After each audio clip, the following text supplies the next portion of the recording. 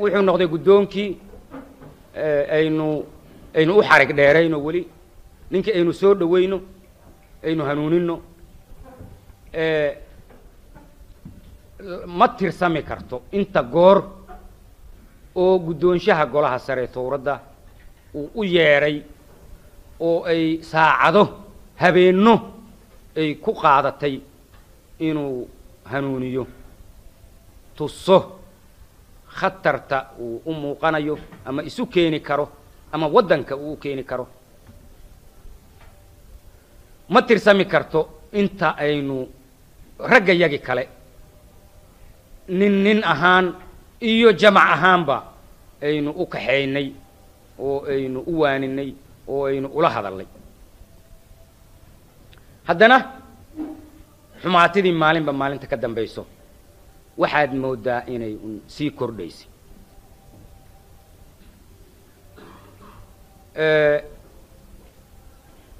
waxaa dhacday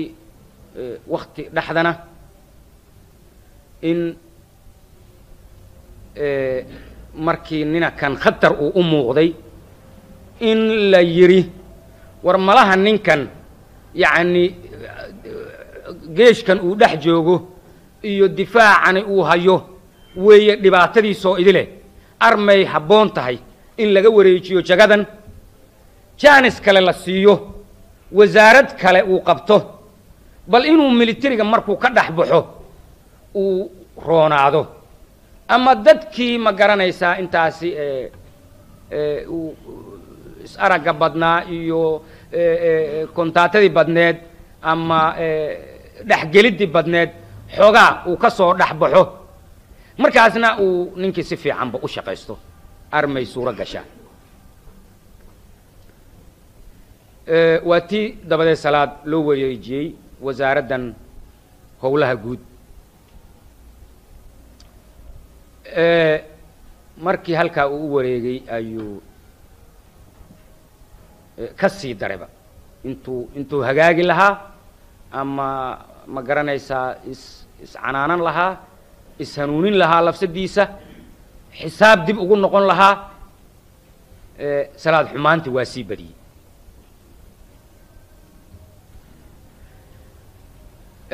intaa aan hadda idin leeyahay ma aha mala awaal ma aha sheekadii suuqa ma aha ma aha hadalkii afmiishaarka ma aha ma aha dad waa daba socday oo yidhi xalay hebel buu la socday iyo hebel buu la taagnaa baan arkay ma aha waxaa weeye rag yacni uu ku xisaabtamayey salaad laakiin waddaniyiin ahaa thawriyiin ahaa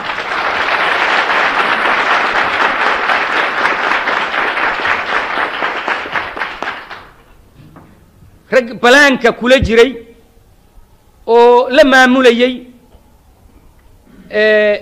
haddana waddaninimadooda ay u geyni waysay ay u oggolaan weyday arrintaas foosha xun maamulkeeda inay wax ku yeeshaan oo inqilaab u dhacaya dib u socod soomaaliya ha loo celiyo inay lug ku yeeshaan misena iskala hanweynaa oo ka xishoonayey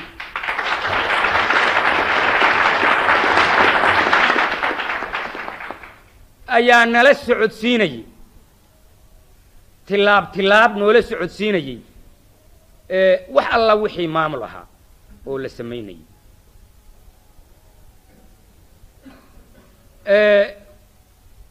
waxaa dhacday markii wasaaradda difaaca laga wareejiyey oo laba republishi loo wareejiyey salaad inuu sii kordhiyey howshiisii ama bereberesyoonihiisii ama diyaargarowdii uu u diyaargaroobayey inuu inqilaab sameeyo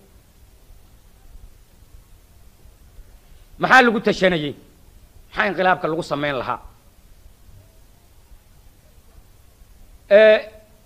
rag yar oo militariga ka mid ah oo u badan colkan taankiska ah ayaa lagu tashanayey in lagu sameeyo inqilaabka kuwaasoo aad mooddo badidood si fool xun mabda aad iyo aad u fool xun lid ku ah midkii aynu wadnay in dadka lagu raadinayay in looga soo qaybgeliyo mabda' qabiil ah mabda' ah war reer ahaan in loola tashanayay salaad wuxuu ahaa ninkii jida kan maxay dhahaan lungomare Cristoforo Colombo khudbada uga jeedinayay qabiilada ha la baabi'iyo ku tooganay ku dilayay qabiilka ku haaraamayay haddana maamulkii uu inqilaabka rabay inuu ku sameeyo waxaad mooddaa asaga iyo rag kale oo kula jirayba inay wax qabiil saldhigiisa inuu yahay aad mooddo in wax lagu maamulayay oo dad lagu soo jiidayay ilaa brinjibiya kale oo ninkii lagu hanuuniyaa ma laha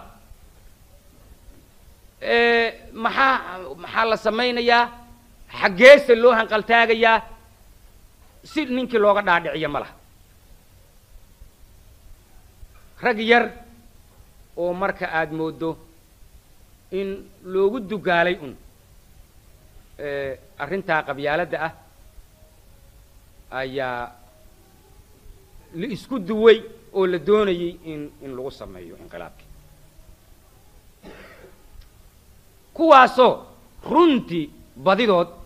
ahaa dad wanaagsan ofsar wanaagsan mutacalimiinah waddaniyiin aynu ku xisaabaynay qiimo aynu siinaynay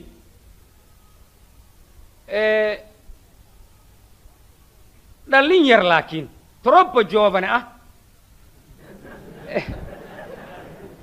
la heli karay in laga xado caqliga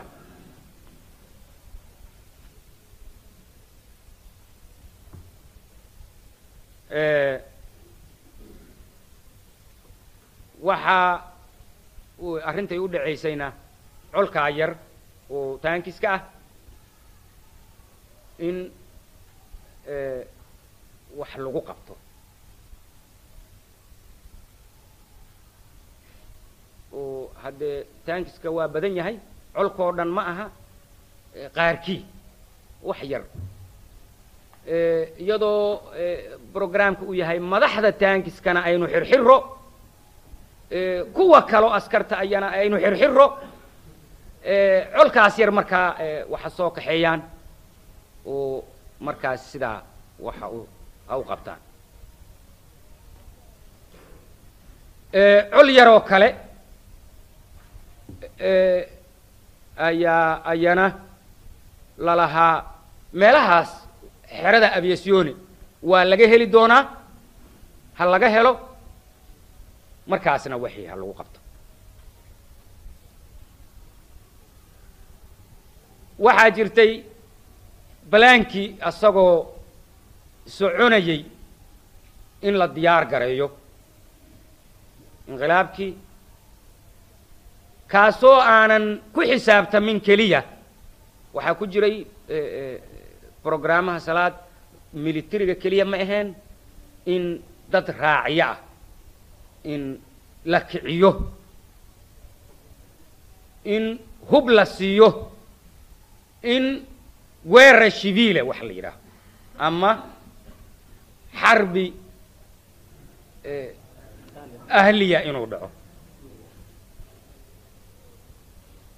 laakiin ma suuroobin maxaa yeelay kuwii uu u dirsaday oo uu yidhi war dadka ii maamula oo ii diyaar gareeya ayaa waxay ahaayeen niman waxgarada niman waddaniyiina waa nala socodsiiyeen oo waxay yidhahen war ninkii sidaasuna leeyahay waa haddee kuwa magaalada reer magaalka ah raaciyo ah odayaalah oo yidhahen war waxa kan waalida ah annaga soomaali iskuma dhammayn karre sidaa ayaa arrinta nalaga codsanaya ay tahay taasina ma ayan noqonin wax suuroobi karayo maxaa yeelay nin waalan unbaa waxaas ku kici karay baan leenahay waxaa dhacday iyadoo marka diyaar garayntii ay socoto in uu tuhmay salaad in lala socdo arrintii in laga war helay inuu tuhmay intuu markaa ka tanasuli lahaa inuu is yidhi mar haddiiba wixii la ogaaday hadde malaha waa lagu qaban doonaaye dedeji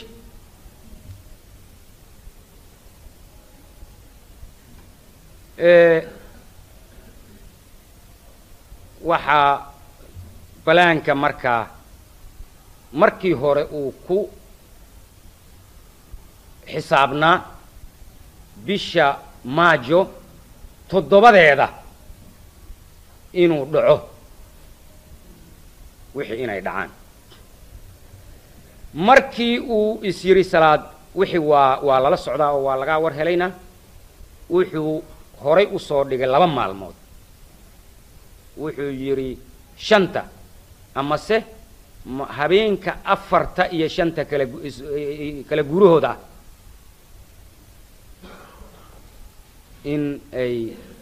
inay dhacaan wixii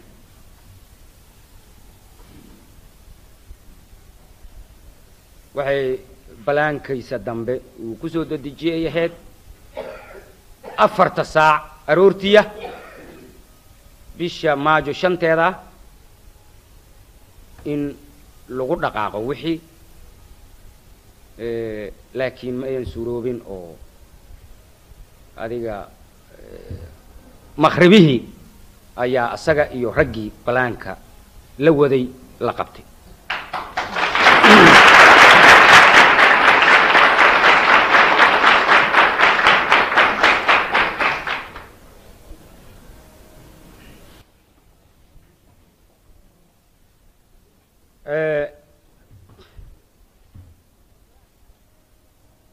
برنامجي طبعا وحوها ماشي هدي وح أي هجاجان هلا جت تخلصوا علكن كونسول كأ هلا سو سيدايو سياسيين تي حريت مركا دولة ميدا بيلاده هاي أنا جرنينين إن لا رسوا مركا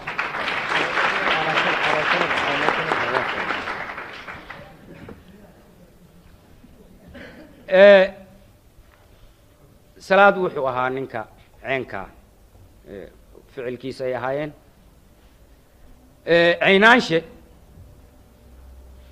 caynaanshe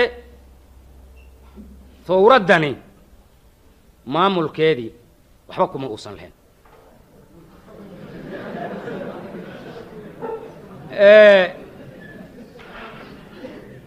bal waxaaba jirtaba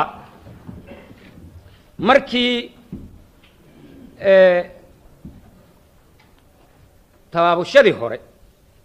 arrintani loo tabaabuleynayay haddee waad garanaysaanoo inta maalin la isu yimaado laisma yidhaaho war sawrada aynu samayno aynu ku dhaqaano lama yidhaahee mudday doonaysaa in laga shaqeeyo oo diyaar gareen badan ayay qaadanaysaa in horta la is uur baaro intaanan la isku soo qaadin ereyga thawradii ma samayna intaanan la is oran sheeko horaa ka horraysa in la is uur baaro oo la is ogaado oo raggii isku fikrad ma yahay isku mabda' ma yahay la iska xusho markaa ninba ninku la mabda' yahay uu xusho ayaa ka horraysa waqtigii marka la is uur baarayay caynaanshe lagama aamusin waa lagu soo qaaday rag baa si aanan saani ahayn si haddee xoogaa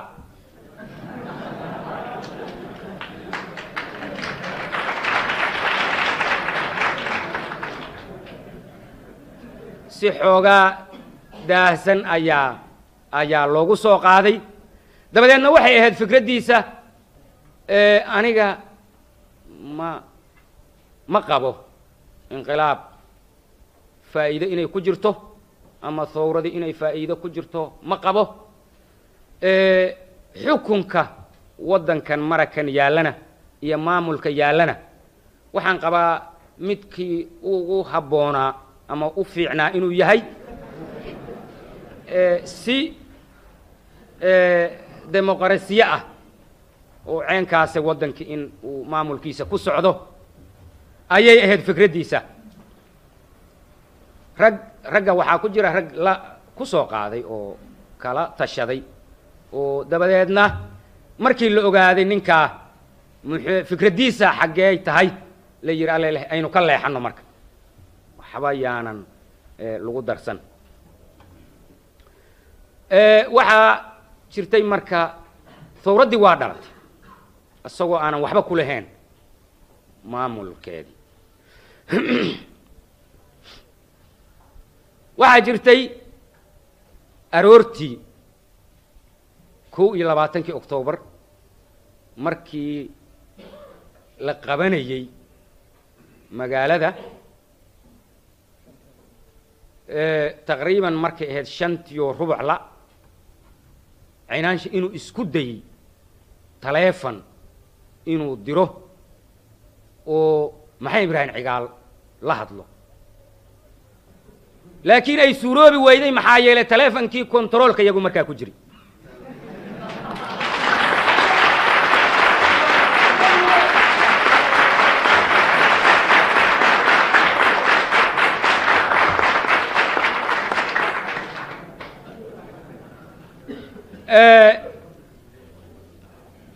dabadeed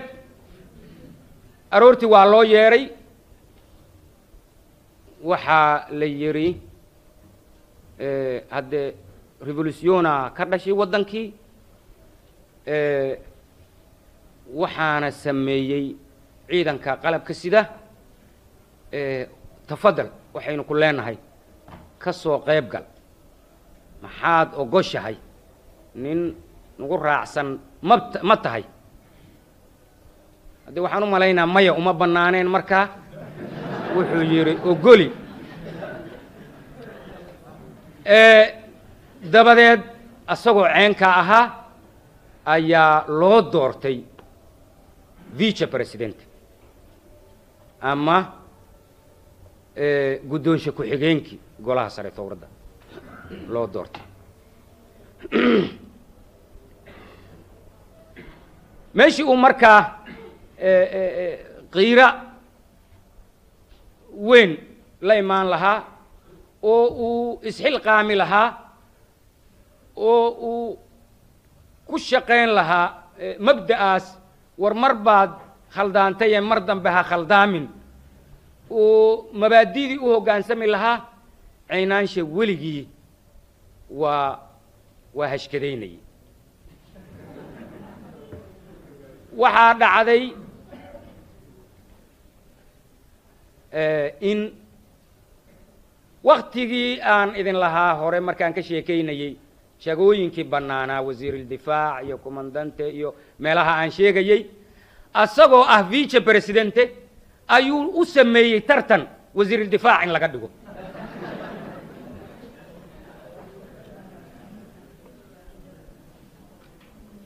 maxaa u sababa ma naqaan waa wax la yaab leh bay ahayd sababta waxaa weeye nin meel hoose joogo meel sare u hanqaltaago doonayo waa la arki jiray laakiin meel sare joogo leh war hoos ha la ii soo celiyo haddayaan wax ku jirin halkaa hoostaa waxaan u malaynayaa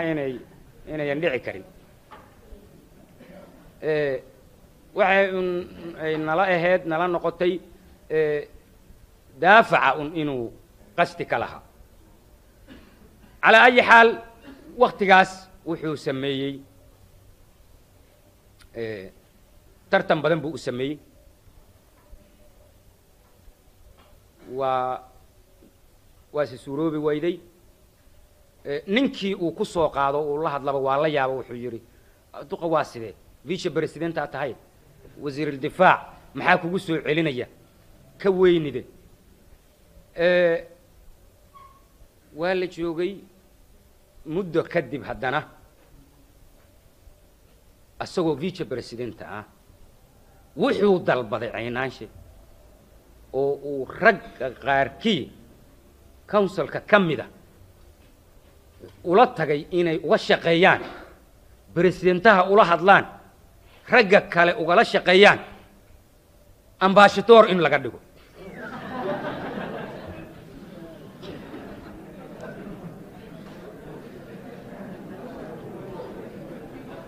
waa wax la yaab leh maxay arrintaasi ku tusaysaa markaa waxa weeye caynaanshe marna isma siinin thawraddani marna iskuma tirinin nin thawraddani ay tahay thawraddiisii nin ka mida iskuma tirin nin meeshii ku martiya ayuu isku tirinayay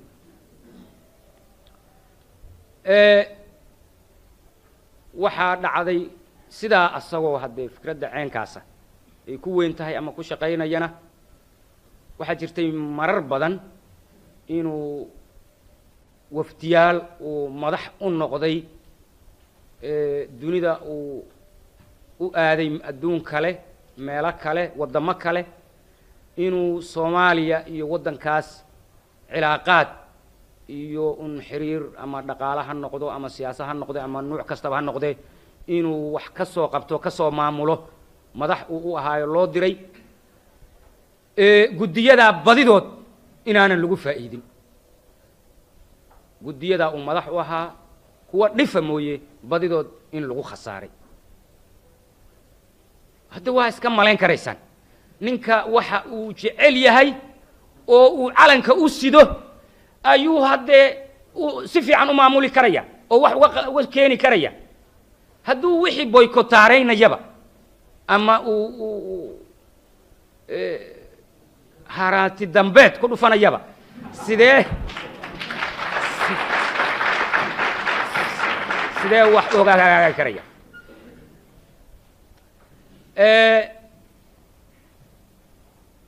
waxaa dhacday in asagoo sidiisaa isaga madluum ah laakiin runtii nin hadda mu'aamiraadyo iyo orod iyo waxyaalo ceenkaasa galay aanan ahayn halkiisase kunniyo xun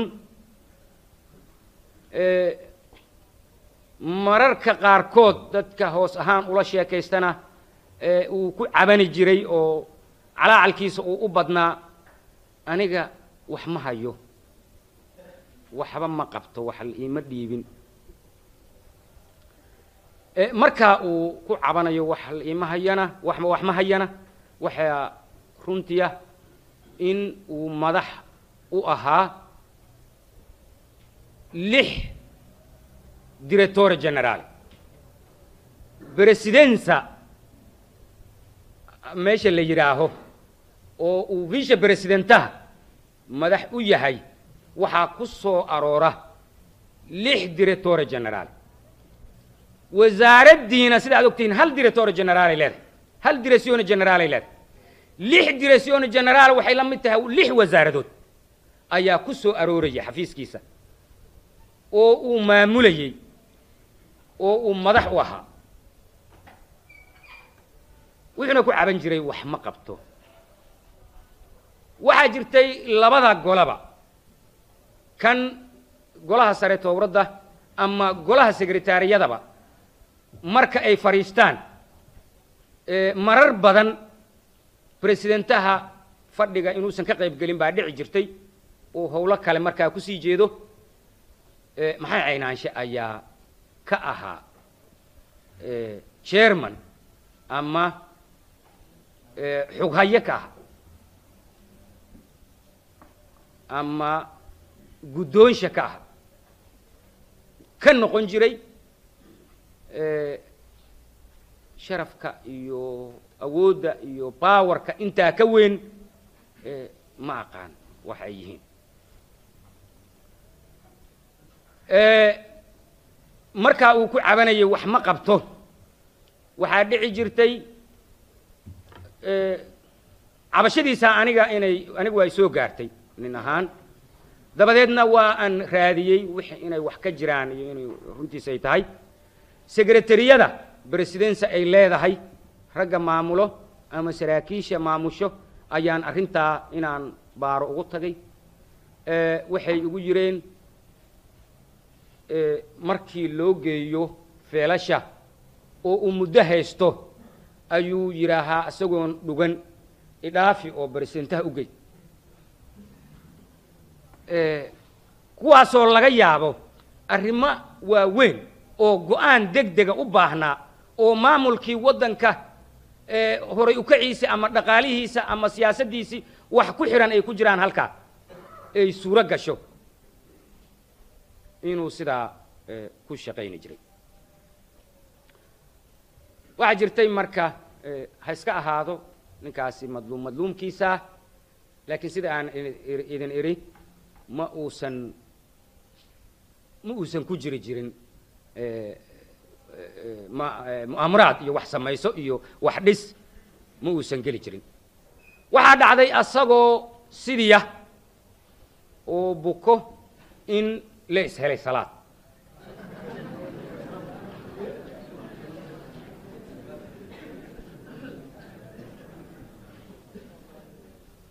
oo wax maamulayo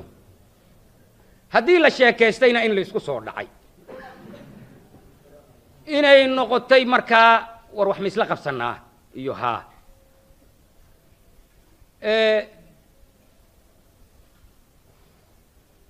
caynaansha runtii nin fudud ma uusan ahayn oo isdedejiya laakiin salaad wuxuu tusay balaan ama arrin laga shaqeeyey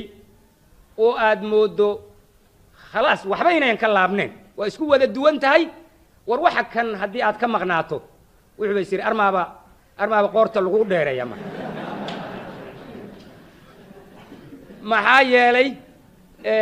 nidaamka salaad ragga uu ku soo jiidayey ayaa waxay ahayd inuu ninka yidhaaho batalyan fulan waa ila jiraa oo batalyan hebel waa ila jiraa oo sector hebel waa ila jiraa oo unitka hebel la yidhaaho waa haystaa waa ila jiraa oo saraakiishii halkaad ahayd waa haystaa liis fara dheer tiro badan oo dad badan ay ku yaallaan oo haddee dadkaasi innocent waxba aanan ogeyn allahoodka allah oo aan xataa la ogeysiin in la iska soo qortay oo la yidhi intaas ayaynu nahay ninkii arkaaba ee aanan xog ogaal ahayn hawe ay gelin kartay oo dhihi karay is odhan karay war waxaan haddaad ka harto berri waaba lagu qabanayaa maad qaybtaada ka qaadatid rag badan runtii ayaa sidaa lagu soo jiiday oo aynu ognahay caynaanshe arrintii waa u riyaaqay waa uu ka qayb galay waa la heshiiyey waa la arrinsaday aynu wadno maamulka yagii ayaa lagu goostay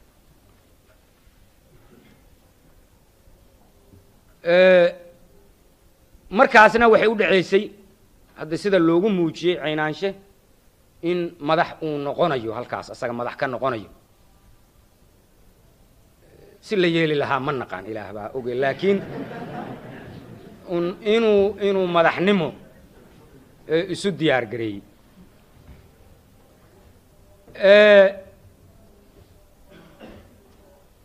waxaa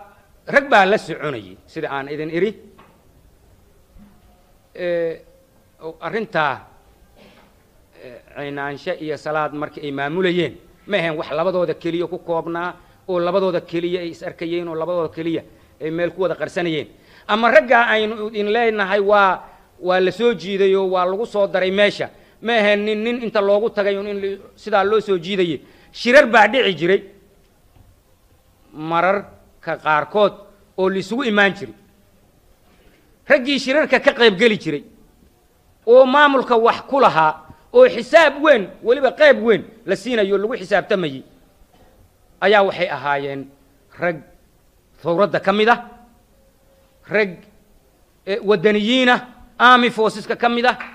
shicibka ka mid ah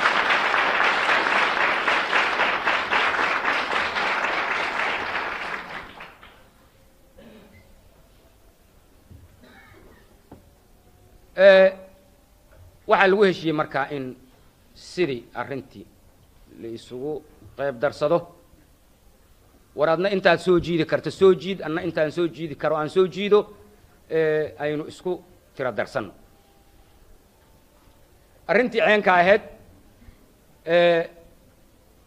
waxaa in muddo ah labadooda horta waa wada socdeen oo waa wadeen muddadaas ay wada socdeen waxyaalaha xataa lagu tashaday waxaa ka mid ahaa golaha dhexdiisa golaha sare tawradda dhexdiisa in laga abuuro lujnad mucaarida kuwa ka soo horjeedo ma garanaysaa guddoonshaha golaha sare tawradda iyo ragga kale intiisa kale oo isku duuban sidii rag looga soo goon lahaa oo looga abuuri lahaa qola ah mucaarad ah looga abuuri lahaa tiina waa hagaagi wey waa suroobi wey